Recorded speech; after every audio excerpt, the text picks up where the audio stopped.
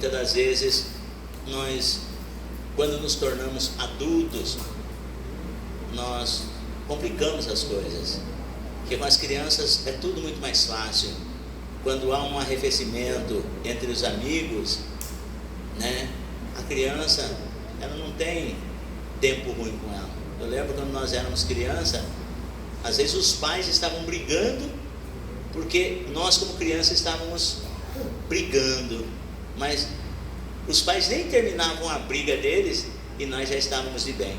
Estava jogando futebol, estava tudo certo, estava tudo bonitinho. E aí quando a gente se torna adulto, a raiva demora para passar, os arrefecimentos se tornam mais tensos ainda. Mas nós estamos aqui, irmãos.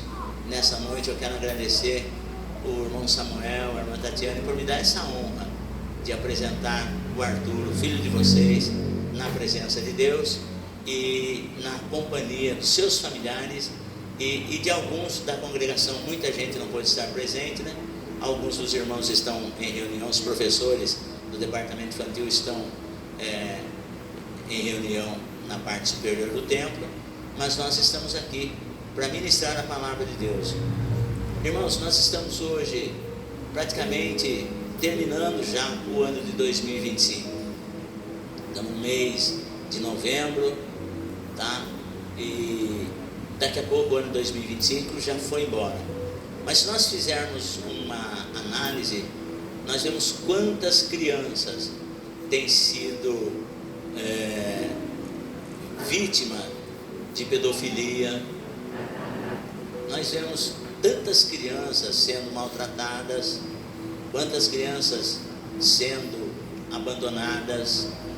Nós vemos, principalmente nessa questão de internet, onde está praticamente uma terra sem lei, né?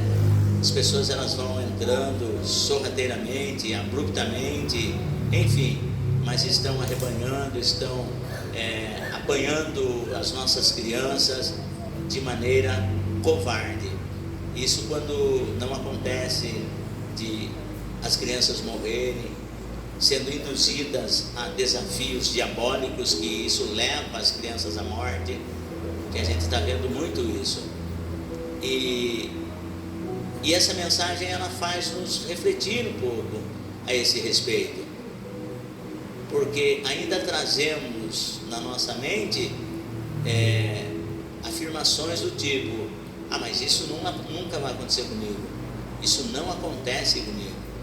E por isso que nós temos que nos guardar, nós temos que nos proteger, porque a Bíblia diz que o mundo jaz no maligno, e uma vez que o mundo jaz no maligno, se ele conseguir destruir as crianças, acaba-se o futuro, porque a criança, ela é o futuro. A sociedade, ela investe na criança, porque sabe que a criança, ela vai dar continuidade à sociedade, e o adversário está querendo acabar com isso. E quando nós voltamos para a igreja, se o adversário conseguir destruir as crianças, as nossas crianças, os filhos dos cristãos, acabou a igreja. Então observa bem. E como que ele ataca? Ele ataca através, conforme eu disse para os irmãos, através das redes sociais, através da mídia, né, do entretenimento, e afeta também muito diretamente através das brigas entre os casais, que muitos, você pode ver, quando eu citei aqui Marcos capítulo 10, no versículo 13, um texto antes, Jesus está falando a respeito do divórcio. Se você estudar bem a Bíblia, você vai perceber assim: o primeiro texto aqui no capítulo 10, Jesus falando sobre o divórcio, e depois nos versículos seguintes, o próximo tema, ele está falando sobre crianças. E hoje o que está muito em voga são os filhos do divórcio, porque quando os pais se separam, as crianças elas perdem o norte, elas perdem a residência, elas perdem a identidade, porque dificilmente os pais, quando se separam, eles continuam sozinhos. Não.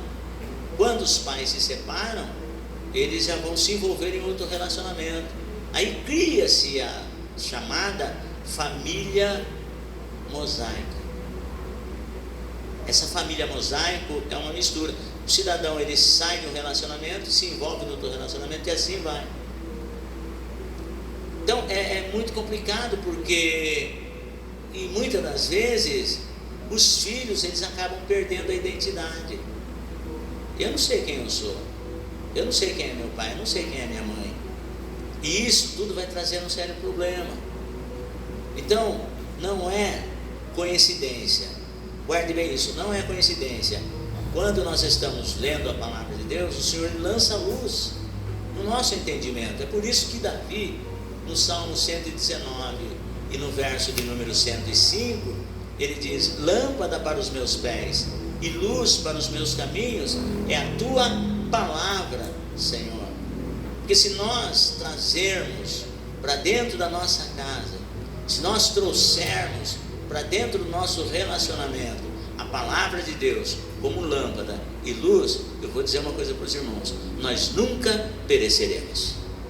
Falo isso com toda a propriedade, porque houve um tempo, sim, que nós não tínhamos a palavra de Deus dentro do nosso lar. Éramos uma família secular. E eu abro aqui um parêntese para dizer que existem dois tipos de famílias que permeiam essa terra: a família cristã e a família secular. A família cristã é a que é regida, é a que é orientada, é a que é guiada pela palavra de Deus. A família secular muitas das vezes traz alguns princípios, mas não tem a palavra de Deus como regra de fé. E aí vem muitas das vezes os problemas. Mas se nós, como cristãos, trazemos a Bíblia Sagrada como uma regra de fé, como bússola para as nossas vidas, como que nos direciona, obviamente nós passaremos por problemas, porque o próprio Jesus, ele diz no Evangelho de João, no capítulo 16 e no versículo 33: no mundo tereis aflições. E aflições têm nome. Aflições é uma preocupação com o filho que muitas das vezes está doente. Aflição é uma preocupação com o cônjuge que talvez esteja desempregado. Aflição é algo assim que de repente tem nome. Mas Jesus disse: no mundo, nesse século, nesse tempo, nessa era que nós vivemos, teremos aflições. Isso faz parte, mas tem de bom ânimo. Jesus disse: eu venci o mundo. E se Jesus venceu o mundo, se Jesus venceu Satanás, se Jesus venceu a morte, Ele nos fez mais que vencedores.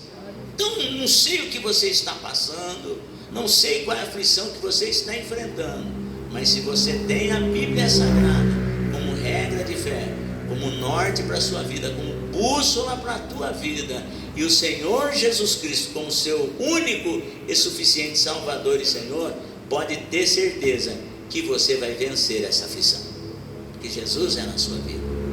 E o texto que eu li aqui, um dos ensinamentos do Senhor Jesus, no primeiro texto ele falando sobre o divórcio, no segundo texto ele está falando sobre crianças, porque algumas pessoas impediam as crianças de chegarem até Jesus.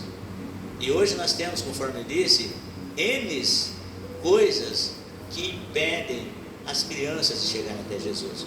Mas Jesus repreendeu os seus discípulos dizendo assim: ó, não proíbam as crianças de vir a mim, pelo contrário, deixem-nas, porque das tais é o reino dos céus. E aliás, através da vida de uma criança você aprende assim, que se vocês não se comportarem, não tomarem o reino de Deus como criança, de maneira nenhuma vocês entrarão nele. E aí nós cantamos aqui: quero ser como criança, porque a criança, ela é inocente, a criança tem a sua humildade, a criança ela não guarda rancor, e a criança ela acredita. Prometa uma coisa para a criança e não cumpra para você ver. Prometa. E as promessas de Deus, elas são sim para as nossas vidas, tá? É aquilo que Deus prometeu. Creia como uma criança e você vai receber. Glória a Deus. Quando nós tomamos as promessas de Deus como adultos, nós começamos a entrar pelo campo da dúvida. Mas será que vai dar certo? Será que vai acontecer? Não, mas nós recebemos a promessa de Deus como criança. O papai falou, ele vai cumprir. Quem falou, menino? O papai falou. Ele não é homem para mentir. O meu Deus não é homem. O meu Deus é Deus. E se ele falou, ele tem poder para cumprir. E aí o texto, ele diz assim que quando Jesus repreendeu os adultos por não deixarem as crianças vir, porque algumas pessoas traziam, olha só, então tinha dois grupos de pessoas. Tinha um grupo de pessoas que traziam as crianças para que Jesus tocasse nelas, e outro grupo de pessoas que seriam os discípulos de Jesus, seriam os guardiões de Jesus, a tropa de elite de Jesus, que não deixava as pessoas se aproximarem dele. Num certo sentido isso seria bom, porque onde Jesus estava sempre tinha uma multidão que se arrojavam em cima dele, porque queriam ser curados, porque queriam ser libertos. E isso é fato, porque uma certa ocasião o próprio Jesus mesmo, ele questionou isso. Ele olha assim e diz assim: quem é que me tocou? Um dos discípulos, um desses guardiões, por exemplo, disse assim para ele: mestre, todos te oprimem, porque a multidão é muito grande, então todos estão te oprimindo. E como que o senhor pergunta quem é que me tocou? Porque todos estão tocando acidentalmente no senhor. Aí Jesus falou: não, esse toque acidental que você está falando, não é disso que eu estou falando. Eu estou falando que alguém me tocou diferente, porque um toque diferente fez com que a virtude que há em mim fosse liberada sobre alguém. Olha, irmão. Mas sabe quantas pessoas acompanhavam Jesus? Numa reunião onde Jesus estava, em torno de 5.000 homens, fora mulheres e crianças. Perceba bem, Jesus, ele é tão sensível que ele sabe a intenção com que nós tocamos nele. Qual a intenção de você estar aqui nessa noite? Se você veio para tocar em Jesus, você vai sair daqui com o seu milagre. Se o seu toque for um toque intencional: Senhor, eu quero tocar no Senhor, porque eu preciso de um milagre para a minha vida, você alcançou o seu milagre em nome de Jesus. Amém. E aí cerca de 5.000 homens, fora as mulheres e crianças, e uma mulher lá, 12 anos numa enfermidade terrível, nada podia ser curado, tinha gastado todos os seus haveres, era uma mulher muito rica, tinha gastado todos os seus haveres com todos os médicos imagináveis daquela época, os melhores ginecologistas da época, e nenhum deles fora capaz de curá-la. E Lucas, quando ele relata essa passagem, dá a impressão que ele é um tanto cruel, porque ele fala assim: muito pelo contrário, essa mulher, ela sofreu tanto na mão dos médicos, que ela ia de mal a pior. Pense, chega no consultório médico mal, e sai do consultório médico pior do que entrou. Dá a impressão que Lucas foi cruel nessa narrativa. E aí, mas quando ela ouviu falar de Jesus, ela rompeu a multidão com um único objetivo. E ela disse assim: se eu tocar nas orlas das suas vestes, eu ficarei sã. E munida, armada com esse pensamento, ela foi até onde Jesus estava. Detalhe: 5.000 homens, fora mulheres e crianças. Ela não se preocupou com a multidão, ela não se preocupou com a distância, ela não se preocupou se ela conseguiria ou não, mas naquilo que ela acreditava era maior do que os seus obstáculos. Ela foi, tocou em Jesus, e no toque que ela teve em Jesus, Jesus parou e fez essa pergunta: quem é que me tocou? E aí um dos discípulos disse assim: Senhor, a multidão te aperta e te oprime, e o Senhor veio perguntar: quem é que te tocou? Ah, dá licença, né? Ele falou: não, alguém tocou-me diferente, porque eu senti que de mim saiu virtude. O assunto poderia ter morrido ali, as pessoas que estavam ali, e o próprio discípulo que questionou Jesus poderia até dizer: o mestre viajou nessa conversa aqui, tal. Mas não, no meio daquela multidão, 5.000 homens, fora mulheres e crianças, uma mulher se levantou. Ela disse assim: Senhor, foi eu quem te toquei. No meio de toda aquela multidão, ela falou: Senhor, foi eu quem te tocou, porque eu ouvi falar do Senhor. Eu estava com uma enfermidade, com uma hemorragia, já fazia 12 anos. Eu era uma mulher celebridade na sociedade, capa de revistas, todo quanto é coluna social eu estava lá, participando dos maiores eventos na cidade. Mas essa enfermidade que me consumiu 12 anos da minha vida, levou embora todos os meus haveres. Mas um dia alguém falou do Senhor, e eu saí da minha casa com esse propósito, que eu acreditei tanto na tua palavra, que se eu tocasse no Senhor, eu seria curada desse mal. E eu toquei e senti a cura em mim. No meio de todo mundo, você tem coragem de testemunhar o que Deus faz na sua vida? Precisamos testemunhar, porque esse mundo ainda não acredita. Se você abrir o seu celular, o seu computador, você vai encontrar um monte de pessoas desconcertadas, um monte de pessoas desigrejadas, dizendo que esse negócio de igreja não existe, que você pode servir a Deus na sua casa. Essa mulher, se ela continuasse na casa dela, ela ia morrer, mas ela ouviu falar de Jesus, veio até onde Jesus estava e recebeu a cura. Eu não sei a distância da sua casa para cá, mas eu libero uma palavra para você. A bênção que você está buscando, ainda nesse mês de novembro, quase no final do ano, nesta noite, Deus reservou para entregar a sua bênção.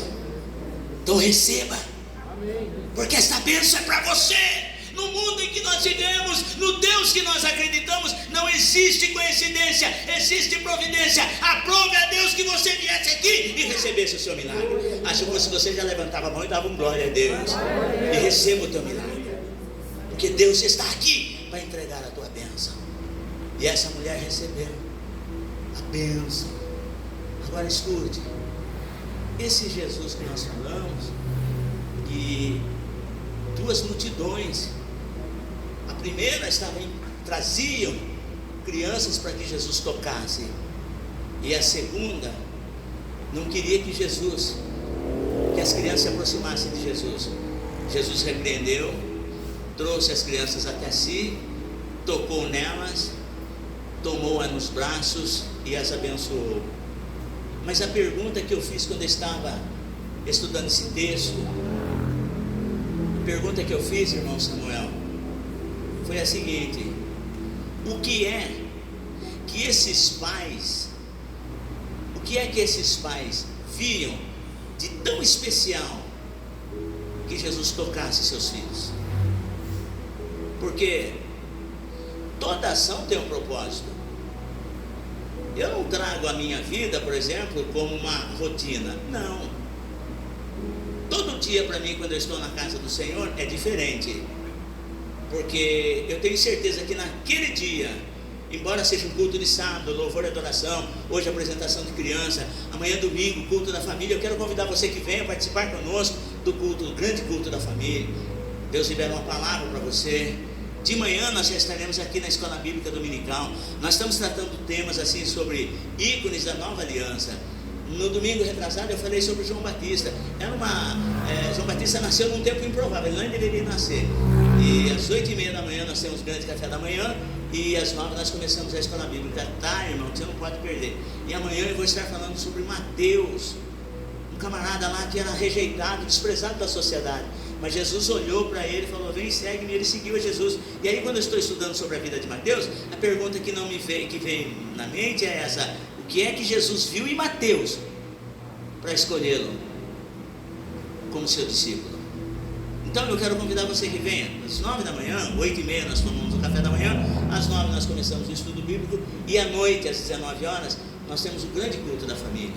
Só que, irmãos, eu não trago a minha vida como rotina, porque se eu trouxer a minha vida cristã como rotina, eu vou achar que todos os cultos, todas as reuniões são iguais, e não são. Porque a cada dia, a cada momento que você vem na casa do Senhor, Deus tem uma bênção para você. E eu aprendo isso lendo a palavra de Deus. Detalhe, eu não li a Bíblia, não conhecia a Sagrada Escritura, mas quando o Senhor se revelou a mim, eu falo: Senhor, eu quero ter fome e sede da tua palavra, me sacia da tua palavra. E assim o Senhor tem feito. Eu abro aqui um testemunho, porque eu ainda não tinha uma mensagem, Samuel. Eu estava com tanta correria. Olha, os irmãos terem noção, a minha vida começa aqui segunda-feira à noite, das 7 às 10. Alguns irmãos me acompanham aqui. E aí, irmãos, aí é aquela correria. É o curso de teologia, é um dia para você ministrar, outro dia para você fazer isso, outro dia para você fazer aquilo. A cabeça por si só não aguenta. E como nós estávamos na correria, eu falei para minha esposa, falei: Dona Marli, eu estou pela graça, amanhã eu vou ministrar no casamento. Eu fiz o casamento desse casal também. E estou vendo o fruto do amor de vocês. E aí eu disse assim: Marli, eu não tive tempo de meditar um texto para me ministrar na apresentação do Arthur, mas eu vou descansar no Senhor, porque ontem à noite, depois de toda aquela correria durante o dia, fui fazer algumas visitas, e aí à noite eu ainda fui para o culto lá em Santa Terezinha. Cheguei em casa, mas não pode a rabiola. E eu cheguei em casa e falei assim: eu não meditei, mas eu vou descansar no Senhor, porque eu sei que Deus não me envergonhará, Felipe Rossi. Deitei, dormi. Quando foi 4 horas da manhã, o Senhor me deu crianças tocadas por Deus. Esse foi o tema. Mas eu levantei tão feliz, fui orar agradecendo a Deus. Falei: Marli, eu não falei para você que ia descansar no Senhor? Deus me deu o texto, o tema para ministrar na vida do Arthur. Mas qual é para ele? Crianças tocadas por Deus.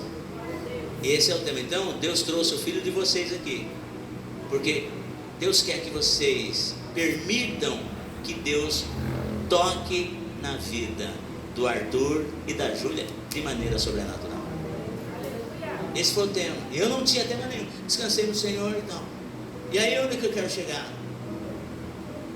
Aqueles pais que trouxeram, a intenção deles era porque eles viveram um momento profético.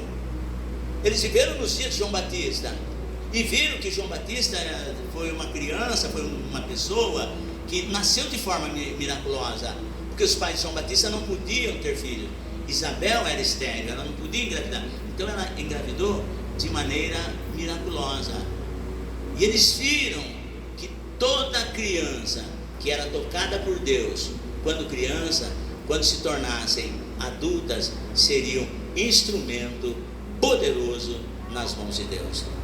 Hoje tem muitos pais querendo que seus filhos sejam artista, jogador de futebol, quer ser isso, quer ser aquilo, mas Deus está preparando os filhos de vocês para serem homens e mulheres de Deus.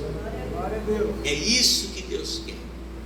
Antes de serem médicos, antes de serem engenheiros, antes de serem celebridades no mundo, Deus os quer como filhos e filhas dele.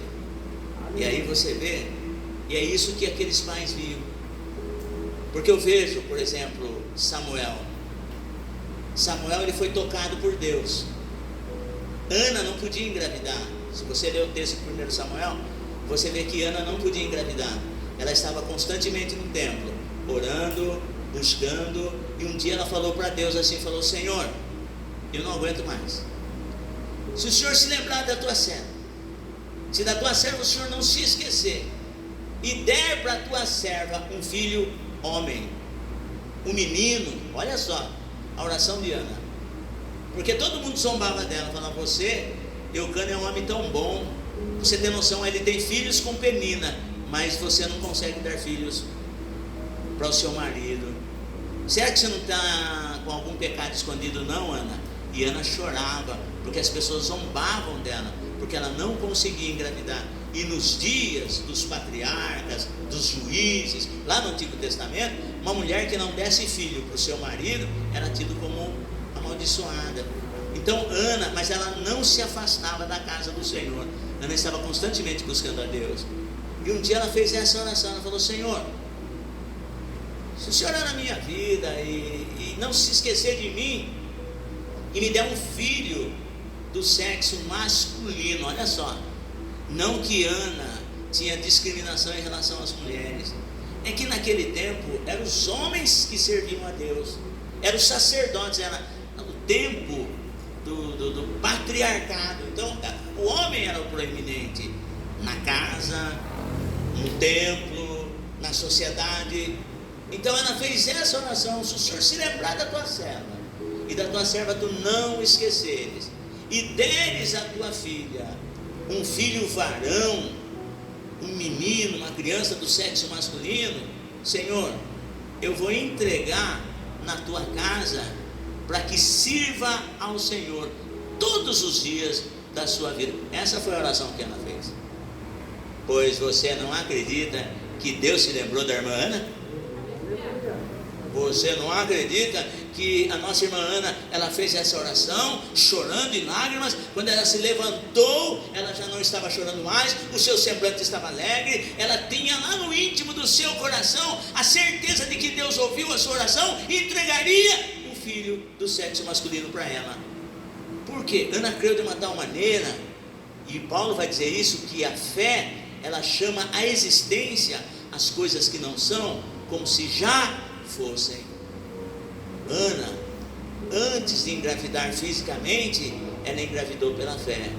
Foi para casa, nunca destratou seu marido, mesmo sendo subjugada, mesmo sendo trocada por outra, porque havia um código naquela época que permitia isso.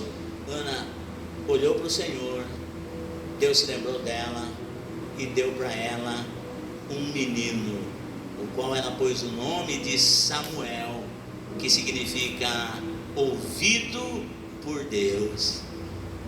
E Ana ficou com a criança, ficou com o menino, até desmamá-lo. Depois daquele voto que ela fez, ela cumpriu. Ela chegou para o sacerdote e falou assim: olha, eu vim aqui pagar a minha promessa. O sacerdote olha para ela e fala: mas que promessa? Eu pedi para Deus que se Ele me desse um filho, porque eu não podia engravidar, se Ele me desse um filho, eu traria para que ele servisse ao Senhor aqui no templo. O sacerdote ele olhou e falou: mas você vai ter essa coragem, mamãe? O seu único filho não é meu, é de Deus. Ela entregou o filho no templo. Quando ela entregou o filho no templo, Deus se encarregou do menino. Sabe quem foi Samuel? E eu não sei qual o propósito que Deus tem na sua vida e na vida dos seus filhos, mas a pergunta que eu faço: você tem coragem de permitir que Deus toque nos seus filhos? Porque Samuel, ele foi tocado por Deus, e Samuel foi tocado de tal maneira, que eu já vou encerrar aqui. Samuel foi tocado de tal maneira que ele foi profeta num tempo que não havia profecia, num tempo que os profetas não falavam mais, não havia visão manifesta. E Deus tocou em Samuel de uma tal maneira, desde pequenininho, e ele foi crescendo. Quando chegou um dia, o Senhor disse: Samuel. Ele corre até o sacerdote Eli, porque ele não conseguia entender a voz do Senhor. Ele corre até o sacerdote, ele falou: eu estou aqui porque o Senhor me chamou. O sacerdote falou: pode voltar a se deitar, porque eu não te chamei. Mas se porventura 3 vezes Samuel ouvia a sua voz: Samuel, Samuel, Samuel, e as 3 vezes ele correu até o sacerdote Eli. O sacerdote Eli, caiu a ficha dele, ele entendeu e falou assim: Samuel, volta a te deitar, porque eu não te chamei. Se porventura você ouvir novamente chamar o seu nome, responda: fala, Senhor, que o teu servo ouve. Então aqueles pais, eles entenderam isso, que quando Deus toca numa criança, aquela criança ela não vai ser uma criança eternamente. Aquela criança ela vai se tornar um adolescente, aquela criança vai se tornar um jovem, e aquela criança vai se tornar um homem, e vai se tornar uma mulher, vai se tornar uma adolescente, vai se tornar uma jovem. Mas em todas as fases daquela pessoa que foi tocada pelo Senhor de criança, quando ela chegar na sua idade adulta, já vai ser um instrumento poderoso nas mãos do Senhor. E Samuel, Deus levantou ele como profeta, num tempo que não havia visão manifesta. Aí quando Samuel entendeu que era a voz do Senhor, Deus falou assim para Samuel: Samuel, eu vou fazer uma coisa aqui na casa de Eli. Eu vou fazer uma coisa tão grande aqui na casa de Eli, que todas as pessoas que ouvirem, elas vão ficar com seus ouvidos tinindo, porque vai ser muito grande o que eu vou fazer aqui. Primeira profecia que Deus deu para Samuel foi para o sacerdote ali. Samuel, quando ele ouviu aquilo, ele ficou deitado, ficou até com medo de entregar a profecia. Deixa eu falar uma coisa para você. Hoje em dia existem muitas pessoas indo atrás de profecia para lá e profecia para cá. Você não precisa se preocupar com isso não, porque a maior profecia é a palavra de Deus. E quando Deus fala, pode ter certeza que ele vai se cumprir. Então Samuel foi tocado por Deus quando criança. Quando ele já estava agora numa determinada idade, Deus levanta ele como profeta e profetizou na casa de Eli profecias que não eram boas. Mas o sacerdote Eli entendeu quando Samuel falou assim: ó, Deus manda falar para o Senhor assim, assim e assim. Ele falou: olha menino, é Deus usando a sua boca para falar comigo. Então repita assim comigo: criança tocada por Deus na sua infância, o Senhor vai usar como boca de Deus na terra. Você crê nisso? Diga amém. Mas Deus agora começa a levantar o profeta, não só como profeta, mas levanta Samuel. Ele foi tocado por Deus quando criança. Deus vai levantar ele agora como sacerdote. Mas como isso? Houve uma batalha lá em Israel. 3 sacerdotes morreram no mesmo dia. 3 sacerdotes morreram no mesmo dia. Hofni e Finéias já tinha sido profetizado que eles iam morrer no mesmo dia.